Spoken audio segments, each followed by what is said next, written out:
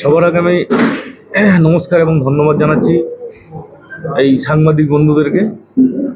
আমি 2021 সালে সর্বভারতীয় তৃণমূল কংগ্রেসের সভানেত্রী এবং সর্বভারতীয় তৃণমূল কংগ্রেসের সাধারণ সম্পাদক অভিষেক বন্দ্যোপাধ্যায়ের আশীর্বাদে আমি 2021 সালে এই বিধানসভার প্রার্থী হই এবং হেমতাবাদের মানুষ আমাকে দুহাত তুলে আশীর্বাদ করে।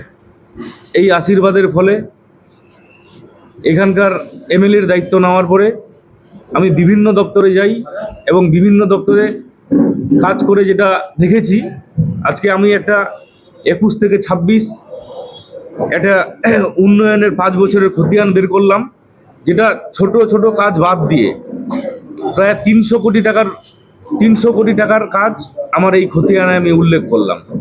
শুধু এই 300 কোটি টাকা না, আমি যদি 20 লক্ষ, 30 লক্ষ, 25 লক্ষ টাকার কাজের হিসাব করতে যাই, তা আমার কাজের খতিয়ান দাঁড়াবে 500 কোটি টাকার উপরে। তো আমি শুধু বড় বড় কাজগুলাই আজকে এখানে সাংবাদিক বন্ধুদের মাধ্যমে প্রকাশ করলাম। এই উন্নয়নের 5 বছর 21 থেকে 26 অবধি প্রায় 300 কোটি টাকার কাজ।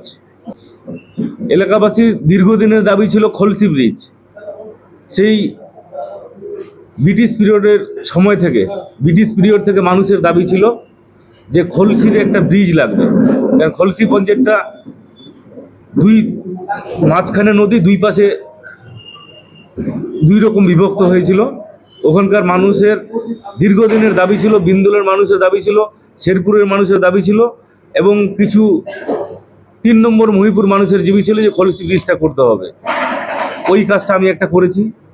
তারপরে একটা বিষ্ণুপুর জিপিতে আমি একটা রাস্তা করেছি, 13 কোটি টাকা দিয়ে রাস্তা করেছি। তারপর আরেকটা বড় রাস্তা, এদিককার মধ্যে আরেকটা বড় রাস্তা করেছি, যেটা বড় রাস্তা বলতে গিয়ে দীর্ঘদিন যেই রাস্তাগুলো কাজ হয়নি। মানুষ বলছে, আমাদের যারা সমবয়সী, যাদের বয়স 30, 40 কিংবা 45 বছর বয়স, যারা বলছে যে জন্মের পরে আমরা কোনোদিন এই রাস্তায় কাজ হতে দেখিনি। ঠাকুরবাড়ি শ্মশান থেকে শুরু করে ওটা 2 নম্বর বিষ্ণুপুর গ্রাম পঞ্চায়েতে ঢুকেছে, প্রায় 4.5 কোটি টাকার রাস্তা। এই রাস্তাটাও আমি করেছি। এরকম বিভিন্ন রাস্তা, বড় বড় রাস্তা আমার করা আছে। এই কয়েকটা কাজের কথা আমি শুধু উল্লেখ করলাম।